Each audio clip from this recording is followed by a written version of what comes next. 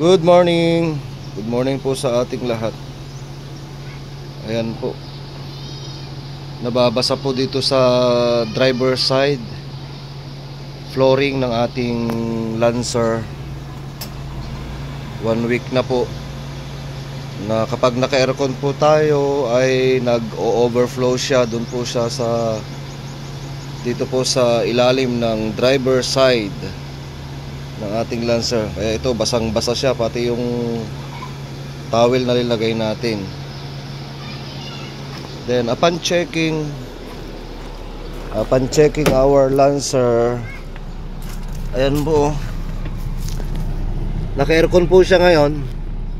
Naka-aircon po tayo ngayon. Pero parang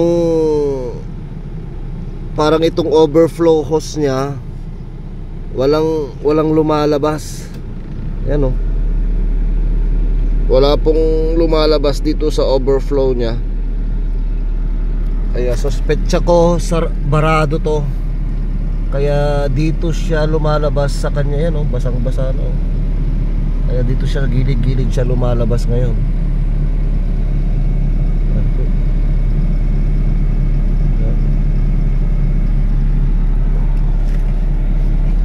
Yung barado.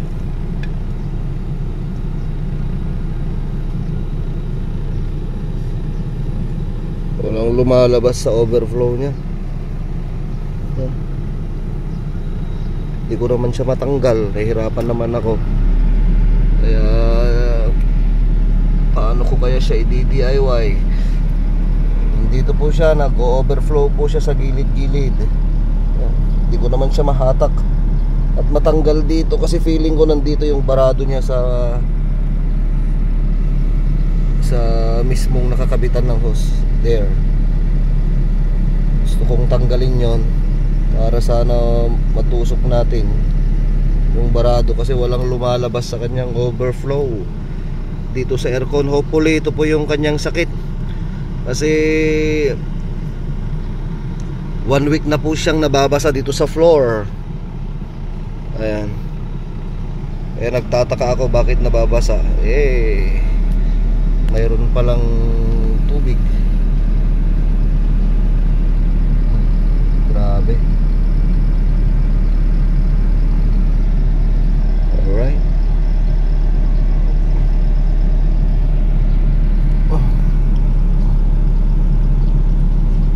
Ayan, hindi ko siya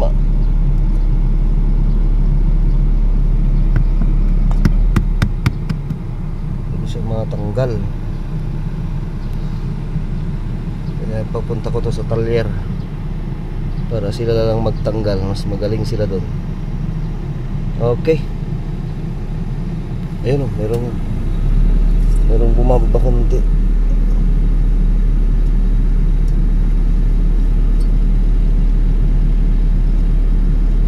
Pero pag naipunan wala na.